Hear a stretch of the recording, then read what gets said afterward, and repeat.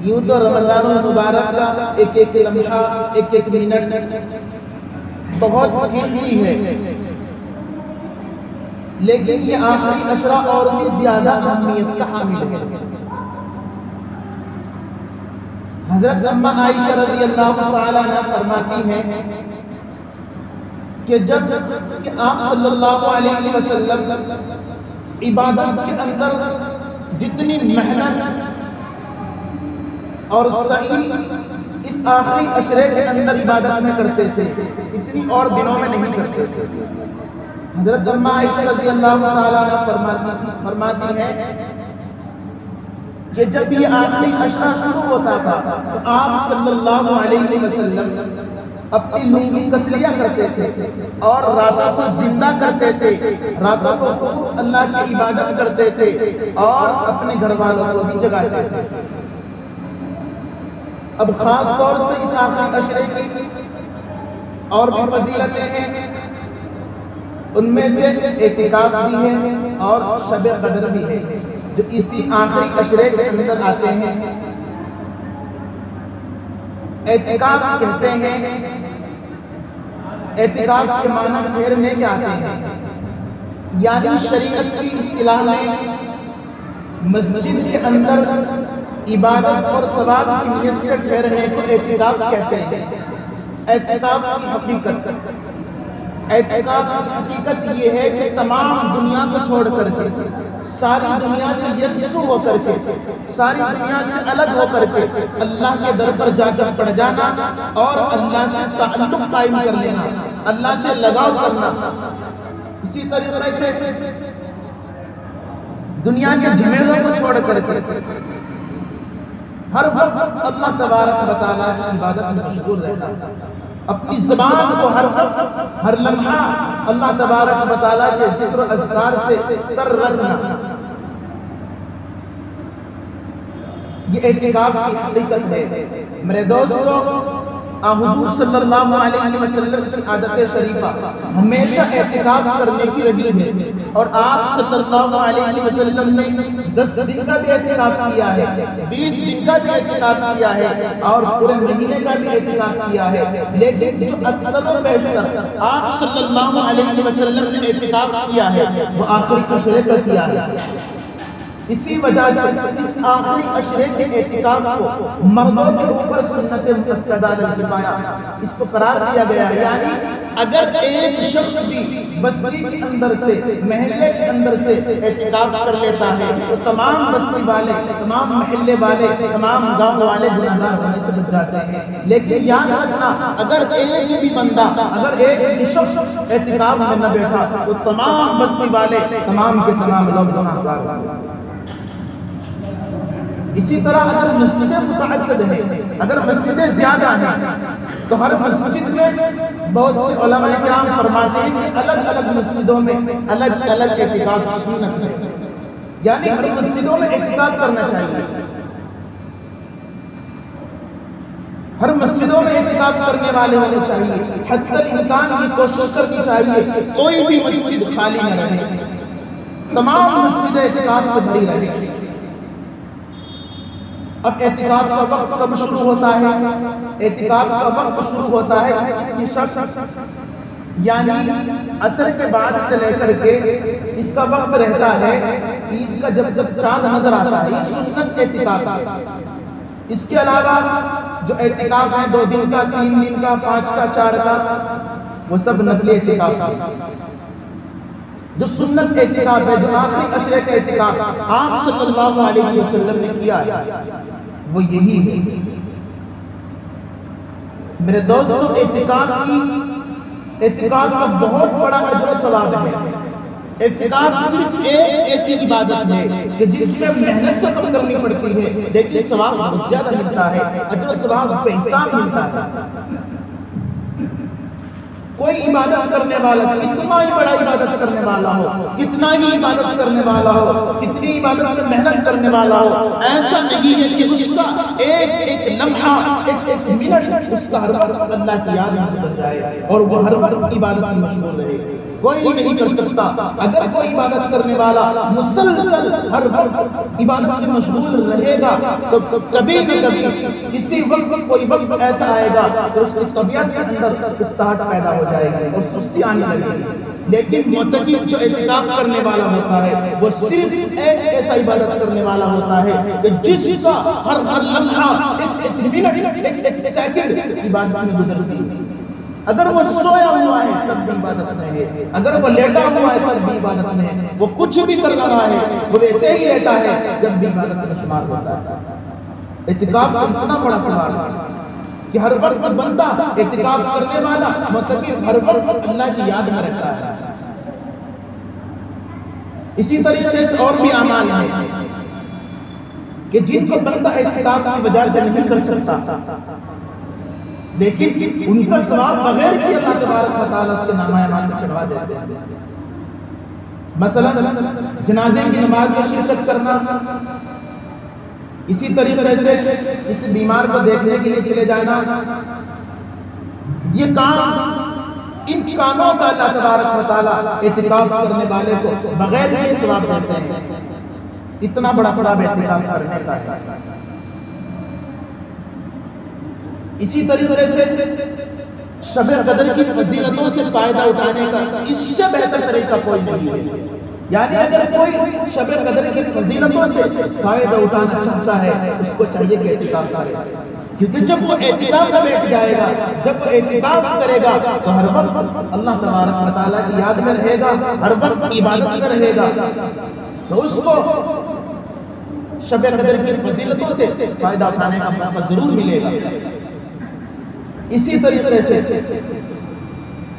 इतिकाफ की बहुत फजीलतें आई हैं। हदीस पाक के अंदर आता है कि अगर जिस शख्स ने अल्लाह तबारक व तआला के लिए सिर्फ एक दिन का इतिकाफ किया तो अल्लाह तबारक व तआला फरमाते हैं कि उसके और जहन्नम के दरमियान में 3 ऐसी खंदकें आड़ बना पैदा कर दी जाती हैं कि जिनकी मसाफत मशरिक से लेकर मगरिब तक की मसाफत से भी ज्यादा लंबी और छोटी।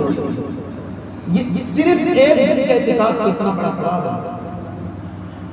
चुनांचे आक़ा मदनी सल्लल्लाहु अलैहि वसल्लम फरमाते हैं कि जिसने 10 दिन का इतिकाफ किया, जिसने आखिरी अशरे का इतिकाफ किया, जिसने ये सुन्नत का इतिकाफ किया, तो जानते हो कितना बड़ा सवाब है। 2 हज का सवाब मिलता है और 2 उम्रे का सवाब मिलता है। आज एक हज करने में कितने रुपये खर्च होते हैं जानते हो? लेकिन ये अल्लाह का कितना बड़ा इनाम हमारे ऊपर है। अल्लाह ने कितना बड़ा एहसान हमारे ऊपर किया है कि हमें घर बैठे बिल्कुल मुफ्त में इतना बड़ा सवाब मिल रहा है।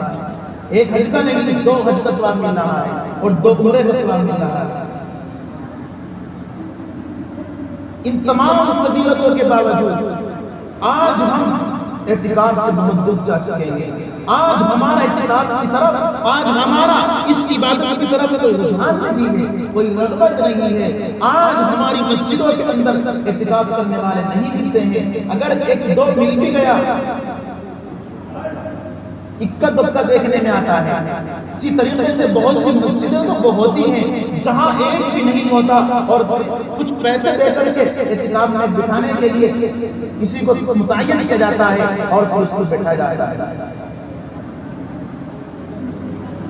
बहुत से हजरात जो है बिल्कुल खाली होते हैं, उन्हें कुछ काम नहीं होता है, लेकिन उनके इतिकाफ में बैठने की वजह बैठने की वजह ये होती है कि वो समझते हैं अगर हम इतिकाफ में बैठ गए, अगर हम इतिकाफ में बैठ जाते हैं तो जो ईद की तैयारियां हैं वो हमारी मुकम्मल नहीं हो सकती। यानी उन्होंने इस आखिरी अशरे को, जो ये मुकद्दस और बाबरकत अशरा है, जहन्नम से रिहाई का अशरा है, इस अशरे को उन्होंने उनके ज़हनों में ये बात बैठ चुकी है कि ये आखिरी अशरा ईद की तैयारी करने का है। हालांकि ऐसा नहीं है।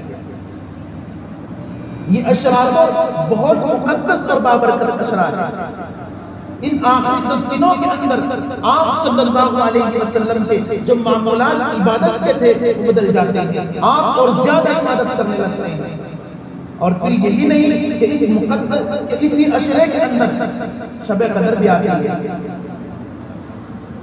इसी तरीके से जिस तरह मर्दों पर इतिकाफ करते हैं, इसी तरह औरत अगर कोई इतिकाफ करना चाहती है वो भी इतिकाफ कर सकती है। बल्कि औरतों के लिए और भी ज्यादा आसान है। इसी तरीके से इस आखिरी अशरे के अंदर एक रात आती है जिसको शब कदर कहते हैं, जो 1000 महीनों से अफजल और बेहतर है, जिसको अल्लाह ने खुद कहा है कि ये रात शब कदर 1000 महीनों से बेहतर है। अब जानते हैं वो 1000 महीने अगर आप हिसाब लगाएंगे, अगर आप जोड़ते हैं कितने बैठते हैं? 83 बरस 83 साल 4 महीने बैठते हैं। जिस शख्स ने इस एक रात में इबादत कर ली, गोया कि उसने 83 बरस 4 महीने इबादत कर ली। कितना बड़ा सवाब है। इस सब के बावजूद हम इससे दूर हो चुके हैं, इसकी तरफ हमारा ध्यान भी नहीं। मेरे दोस्तों, ये सिर्फ अल्लाह का इनाम है, अल्लाह का एहसान है जो अल्लाह ने हमारे ऊपर किया है। ये सिर्फ अल्लाह का एहसान है जो अल्लाह ने सिर्फ इस उम्मत के ऊपर किया है। मुफस्सिर इब्न कसीर अपनी तफसीर के अंदर लिखते हैं कि एक मर्तबा आक़ा मदनी सल्लल्लाहु अलैहि वसल्लम ने अपने सहाबाए किराम के सामने बनी इस्राइल के लोगों का जिक्र किया और कहा कि उनकी उम्र इतनी लंबी हुई है, बहुत ज्यादा उम्र उन्होंने पाई है और उन्होंने अपनी उम्रों से बहुत फायदा उठाया है, अल्लाह की बहुत इबादतें की हैं, अल्लाह से बहुत मांगा है। इस बात को सुन करके तमाम सहाबाए किराम हैरत में पड़ गए, अफसोस करने लगे कि हमारी इतनी मामूली सी उम्र है, हम उनके बराबर कैसे हो सकते हैं। जब तमाम सहाबाए किराम को अफसोस हुआ, उस वक्त ये सूरत नाज़िल हुई।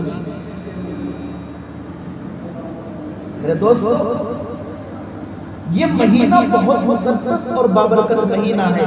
खास तौर से ये आखिरी अशरा बहुत ही बाबरकत अशरा है। इस अशरे के अंदर हमें चाहिए कि हम ज्यादा से ज्यादा इत्तिकाफ करें।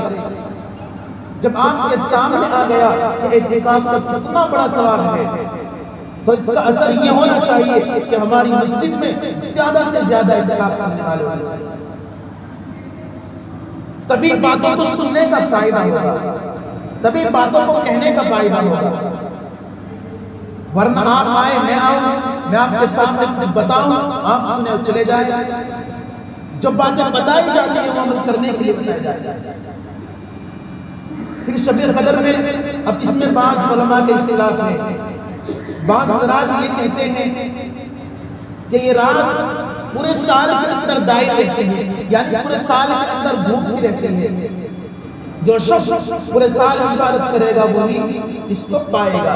और ये कौल मशहूर सहाबी हजरत अब्दुल्लाह बिन मसऊद रज़ियल्लाहु ताला अन्हु, इसी को हजरत इमाम अबू हनीफा रहमतुल्लाह अलैहि ने पसंद किया है, इख्तियार किया है। खुलासा कलाम ये है कि शब कदर सिर्फ रमजान मुबारक नहीं होती है, और वो भी खास तौर से आखिरी अशरे के अंदर। अब ये मुतअय्यन नहीं है कि इस रात में, यानी अल्लाह कराते हैं 23, 25, 27, इन रातों में से किसी भी रात में हो सकती है, कोई भी रात मुतअय्यन नहीं है, यानी हर साल अदद बदलती रहती है। इसलिए बेहतर ये है कि हर शख्स अपनी हिम्मत और तौफीक के मुताबिक इबादत करे। यानी अगर पूरे साल इबादत नहीं कर सका, पूरे साल अल्लाह के सामने नहीं जा सका, कम अज़ कम इस महीने को लाज़िम पकड़ ले और इस महीने के अंदर अल्लाह की खूब इबादत करे, अल्लाह से खूब मांगे और अपने गुनाहों को माफ कराए। क्योंकि ये अशरा खास तौर से जहन्नम से रिहाई का अशरा है, जहन्नम से खुलासे का अशरा है। इसलिए मेरे दोस्तों, कम अज़ कम इस महीने को लाज़िम पकड़ लो। अगर ये भी नहीं हो सकता तो जो आखिरी अशरा है, जो आज रोजे के बाद यानी मगरिब बाद से शुरू होने वाला है, इस अशरे को कम अज़ कम लाज़िम पकड़ ले। अगर ये भी नहीं हो सकता तो जो दाग रातें हैं उनको लाज़िम पकड़ ले। अगर इतनी भी हिम्मत नहीं है तो कम अज़ कम 27 रात को जाने लगे। इस रात में तो कम से कम अल्लाह की इबादत करिए। मेरे दोस्तों, कितना भी बड़ा गुनाहगार जब अल्लाह के सामने आता है, अल्लाह के हुजूर आकर के हाजिर देता है और अल्लाह से रो कर कहता है, ए अल्लाह मैं बहुत बड़ा गुनाहगार हूँ, अल्लाह मैं गुनाह करते करते थक चुका हूँ, अल्लाह अब मुझे शर्म आने लगी तेरे सामने आओ। लेकिन अल्लाह तबारक व तआला के यहाँ तो जो बार बार गुनाह कर करके बार बार अल्लाह के सामने आता है, अल्लाह उसको अपना मुकर्रब बना लेते हैं। एक मर्तबा मेरे दोस्तों अल्लाह के सामने आकर तो देखो, अल्लाह तबारक व तआला तमाम गुनाहों को माफ कर देते हैं।